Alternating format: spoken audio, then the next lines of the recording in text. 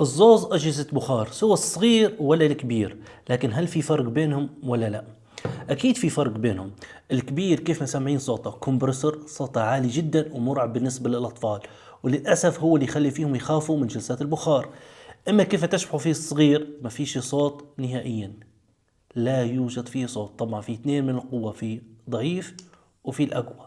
أما بالنسبة للكبير قوة واحدة وصوته عالي ومزعج جدا، وكان نشبحه احنا في القوة فهو متقربان جدا من بعضهم.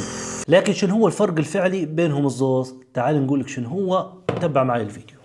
الفرق الفعلي بين الجهاز الصغير والجهاز الكبير هو اللي خلى الجهاز هذا يتميز، ومش يتميز بس عن الجهاز الكبير، لا يتميز حتى عن الأجهزة الصغيرة اللي زيه. هنقول لك كيف. اولا شو الفرق بين الاجهزه الكبيره والصغيره؟ اول فرق واللي انتم سمعتوه بودنكم اللي هو الدوشه العاليه جدا والمزعجه والمخيفه عند الاطفال، في نفس الوقت الهدوء التام اللي عند الجهاز هذا. حتى هنا عند المايك ما فيش صوت بكل، والجهاز فيه نوعين من القوه ما سمعوش الا فيه صوت البخار، وهذا ما ميز الجهاز. شنو الميزه الثانيه واللي مهمه جدا اللي لازم نركزوا عليها؟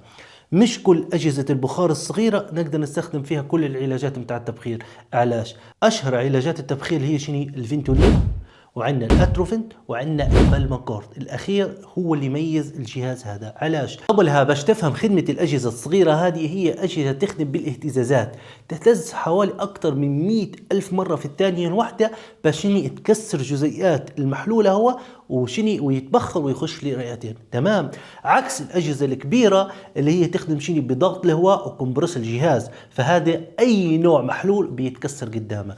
نجوا له نقطة البالماكورت اللي تكلمت عليها. البالماكورت من الاشياء اللي هي تكون سوليوشن، ما تكون سائله، تكون زي البودره نسموه فيها محاليل معلقه، فتحتاج لاهتزازات قويه جدا او كمبرسور جهاز ضغط باش هي تتفتت وتتكسر وتمشي تخش في البخار ويستنشقها المريض وتخش لرئتين وتفيده. باش نختصر عليك المعلومه افهم النقطه هذه كويس. تركيزات البالماكورت عندنا منها الربع وعندنا منها النص وعندنا منها حتى الواحد. تمام.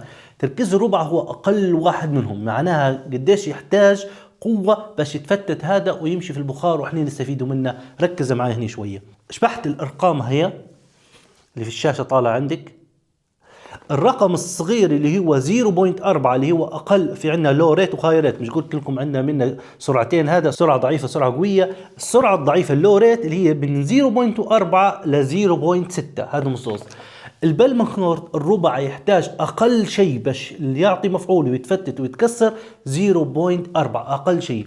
فلو الجهاز اللي انت خديت المحمولة هو اقل من 0.4 معناها مش هيكسر الربع منه، فلذلك الجهاز هذا تقدر تستخدم منه تركيز الربع تركيز النص. واهم ميزة في الجهاز انه هو الشحنة الواحدة متاعه تخليك تستخدمه 25 مرة.